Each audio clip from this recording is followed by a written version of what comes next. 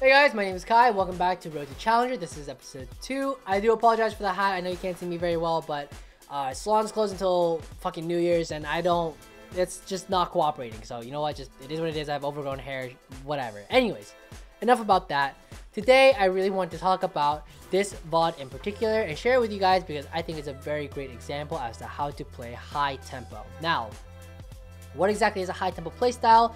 What exactly, is it easy to emulate if you're a beginner?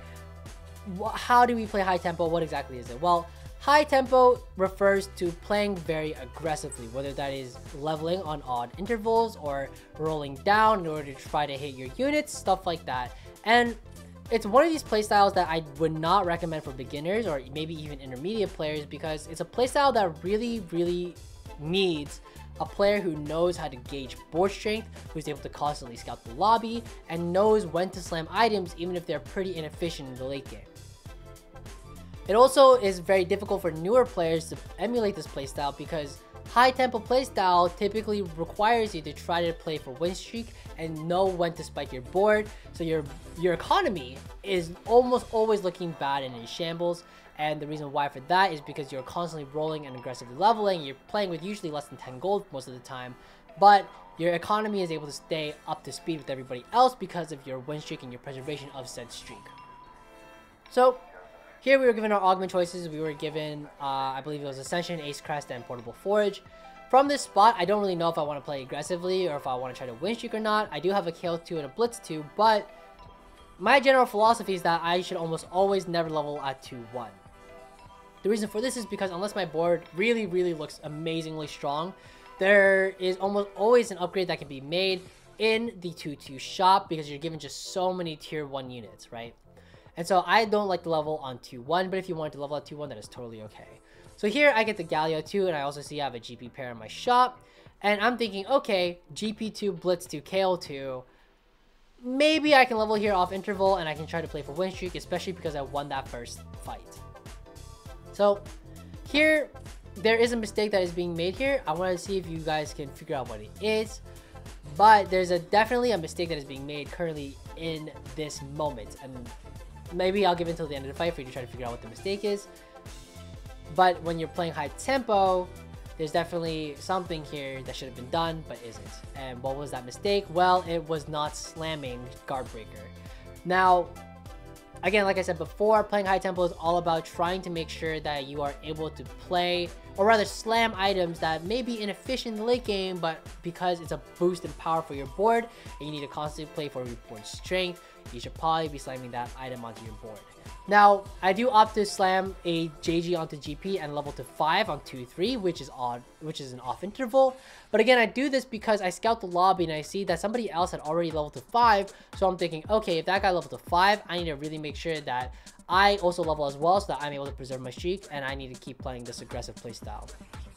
So here now we're given Carousel. I already know I have a JG slammed, so I'm thinking, okay, maybe I actually get the chain, or maybe for like a Sunfire, or maybe I can get another Rod and try to play around an AP flex. And so here I actually opt to play for the Rod. So I'm thinking I have a JG right now. I don't think I'm going to play Duelist for certain. It's just something that's going to stay on my board. But here at 2-5, because of our level 5 shop odds, we actually got very lucky and hit a Zed. So I'm thinking, okay, maybe I could lean into Duelist. I'm not really sure. But oddly and funny enough, I don't think a Z1 here from this spot is actually stronger than a Kill 2. Kill 2 is able to stay in the backline and dish out damage and DPS from a safe distance. Zed just kind of goes in there, and especially without items, he might just die. So holding on to the Zed on my bench for now, but only because I can't make econ anyways this round, might as well just hold on to it. But again, the Zed is just an option. I'm not really privy on utilizing it or actually using it quite yet. But here in our shop, we see that we have technically 5 duelists now with Yasuo and Vayne in our shop. And I'm thinking, okay, maybe 4 duelists might be stronger than my current board. But again, it's stage 2, and I'm thinking maybe a Blitz 2 is probably stronger than trying to tech in 4 duelists out of nowhere. And especially because to play 4 duelists, I'd have to drop the Alistar as well and I'd lose Mascot. There's just a lot of things I'd have to drop out of, so I don't actually opt for that. But I do plan on picking up this Vayne after I do win here. Because again, or rather, I know for a fact I'm leveling to 6 at 3-1. which is why I pick up the Vayne, because I know that my Vayne odds are lower than my Yasuo odds. Now, why do I know I'm going to level to 6 at 3-1? Well, it's because of this aggressive playstyle. And again, we are trying to play for streak. We are trying to play to win. And I know that if I want to keep the streak going, the best odds of me to keep the streak preserved is by leveling at 3-1. And that is what I opt to do, as you will see very soon. I know I will opt to level to 6 and try to play 6 duelist. Now, how much I roll down here, or if I roll at all, really depends. Now, I know for a fact that my board is probably strong enough that I don't have to really like do anything. So I think I should be fine. But for insurance, I really should have scouted to really make sure. Here, I slam the Titans, and I slam Ionic. Again, the reason why I do this is because even though, yes, I have the Zed, I'm thinking about, okay, maybe I'll play it for just the mid game, and then late game, I will have teched into a Viego instead and play Viego and Zed duo carry. And I think that's a very strong board, especially for the late game. Here we get the Zed augment, and I'm thinking, okay, definitely gonna keep the Zed on my board for now. So again, my item slams are a little awkward, but I did want to slam whatever I could. Here I scout second place, and I'm thinking there's no chance in hell my board beats his. So here I actually very aggressively rolled down because I'm actually sitting on a Neela pair, and I'm thinking Neela 2 will definitely win me this fight against second place if I do end up fighting him. But lucky enough, we actually hit the Z2 instead of a Neela 2, and that upgrade is enough for us to tempo and keep our streak going. So what can we learn from this, right? You might be watching this and you're thinking, oh, this guy just high rolled out of his mind to hit the Z2. Well, think about it for a second, okay?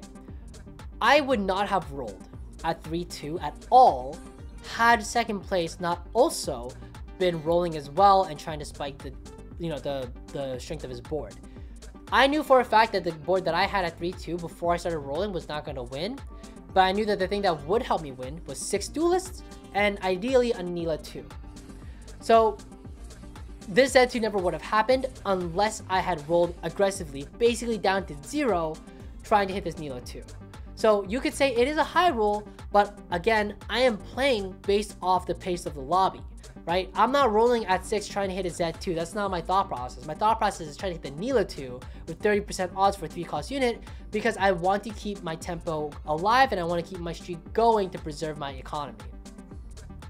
That is a type of playstyle that is really that you see very often with aggressive playstyles, and again, it's very, very scary, especially for new players, because the idea is like, what if you don't hit? Well, that's just the trade-off that you have to make and the sacrifice and the risk that you have to take when playing said aggressive playstyle.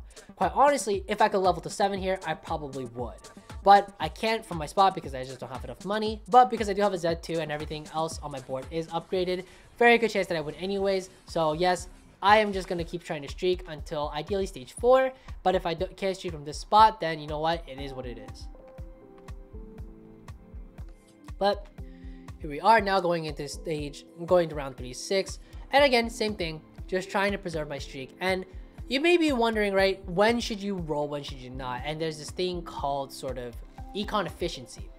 It's a bit of a more complicated topic, but generally speaking, rolling at level 6 for a tier 2-3 cost is pretty economically inefficient, right?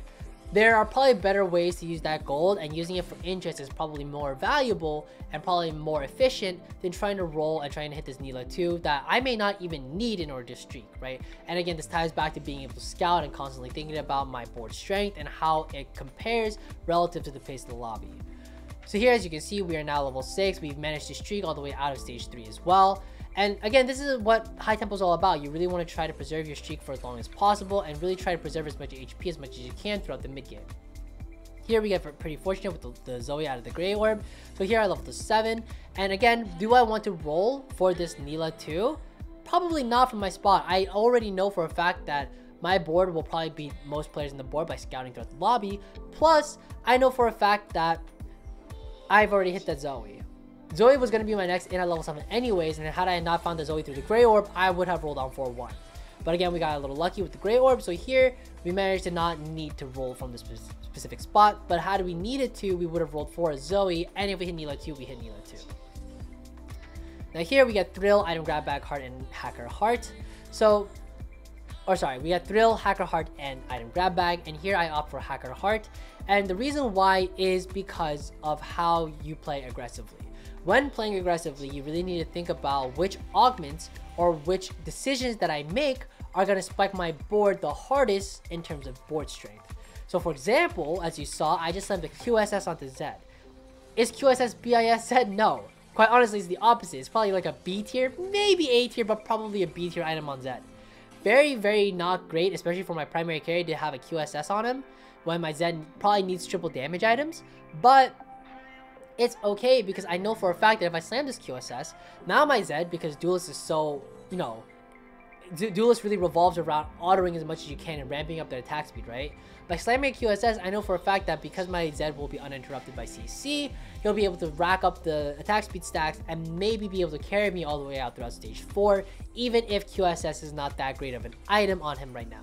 Obviously, I did also scout the lobby. I saw a couple of Valkauses, I saw a couple Ramesses, and some other units as well that might be CCing my Zed for a little while, which is why I was like, okay, maybe I do want to slam the QSS, and that did definitely help with my decision a little bit. But anyways, as we can see, now we are still streaking to 4-4, and again, this is what aggressive playstyle is all about. You want to be able to keep that HP lead above everybody else. You can see me versus 8th place is a 99 HP difference. Between me and 4th place is a 61 HP difference. This is what aggressive playstyle is all about. Now here I leveled to 8 because I know for a fact I'm trying to hit a Zoe 2. I also want to play for Hacker. So I'm rolling here trying to hit these upgrades as well as the Nila 2 because I know that's very important to have on my board. So here I opt out to sell the GP because I know I can still keep my duelists in. But unfortunately, I did slam the JG onto Yasuo, which is probably a mistake on my end. Here, I probably should have slammed the JG onto Zed, and you might be thinking, JG onto Zed, APPEASE, like what the fuck, right? But Zed is very good at utilizing crit, especially when his ability is able to crit, which is why some people will opt to build an IE on him, right? Sure, I don't get the AD by having a JG on him instead of an IE, but having that extra crit damage may be able to keep my streak going even further. Plus, Yasuo with JG, it's not really going to do much, right? And you could argue, during this fight, it may have been possible that maybe with a little bit of positioning or something, that JG on Zed might have been able to preserve my streak all the way into stage 5. But here we lost at 4-6, but that is okay. Now, let's just, again, take a quick look at the HP. I'm 94 HP. Second place is 41. Just think about it for a second. I have a 55 HP lead over second place, right? And it's all thanks to playing high tempo and playing for win streak and playing as aggressively as I can while, you know, trying to be rational about it, right? Now, I am thinking to myself, okay, it's very likely that I will probably start lose streaking. And that is all right, okay? From my spot, I know for a fact 6 Duelist falls off during the late game, especially during stage 5 and stage 6. So I'm thinking, all right, might as well just do my best to, you know, keep making my items and keep this board online as far as long as I can. But realistically, I probably do want to think about pivoting into maybe the Viego or pivoting into a different type of board so that once I'm done loose streaking and I bleed out maybe like 60, 70, even 80 HP, I can then just pivot into a board that will help me completely win out the lobby. But here, as we can see, I'm already holding onto the pairs of Zeds. Plus, I do still want to hit that Zoe too. And I'm thinking, okay, I do have a Viego in my shop. I could sell the Zeds and maybe pick up the Viegos and look for a pivot. But as you can see, I'm constantly scouting the lobby. And I'm trying to think about my win condition, right? Playing to my out. Trying to figure out what is going to take for me to actually win out and be first place across everybody else, you know? So I'm thinking, okay, I could maybe try to get the Viego 2 online as well and maybe pivot my board into some form of like an Ox Force, Renegade, whatever. But I'm also thinking maybe, you know, maybe Z3 is a potential option here, right? I can eco up and try to go level 9, especially because I have been winning these stage 5 fights, surprisingly enough. But because I have been able to win these fights and I've been able to keep preserving econ, I might think, okay, maybe I'll go level 9 instead. And then on my roll down, I'll look for the pivot as well, right? These are my two options right now, go level 9 and pivot, or stay level 8 and roll down for Z3. These are the two options that I'm thinking about in my head at the moment, all right? But here again, we have been starting to lose a little bit now at stage 5-3. And yes, even though we are, again, starting to lose and maybe bleed out a little bit, we've already secured top 4. This is already a win for us. Plus, again, you look at the HPs, look at it for a second. I'm 76. Second is 41. Third is 29. Fourth is 8. I'm basically secured the top 2, right? Second, third, and fourth place are going to keep battling each other while I keep bleeding out. But because I have such an HP lead, because even if I lose and they fight against me and they survive for an extra round, the next round, they're not fighting me again. They're fighting somebody else. And then they're just going to keep battling it out and keep bleeding out. And that's going to become really problematic for them. And here I even win. Which is absolutely insane. I should not be winning during stage 5 basically at all. But I'm still able to keep winning because I was able to keep playing this board, which is still pretty decently strong. So now we're looking at this. It's a 49 HP difference between me and second place. I am in a very good spot. Second, third, and fourth place are going to keep battling each other out and keep wearing each other out. And there's me who's just chilling. If I lost throughout all of stage 5, I would have been okay with that. But I just kept winning throughout these fights. And sure, they might fight me, and like this guy does, and he survives for an extra round. That's okay. Second or third and fourth place, they're just going to keep battling out and keep hitting each other and hurting each other and whittling each other down. So that when I decide to go level 9 or stay level 8 and roll for Z3, I'm in a good spot to do so. So here, again, I'm really thinking about, okay, what do I want to do? Do I want to go level 9 and pivot, or do I want to go to stay level 8 and play for Z3? And so I'm thinking I need to make a decision because it's soon to be 6-1, and that's a very pivotal standard interval stage, and it'd be really nice to figure out the direction as to where I'm going.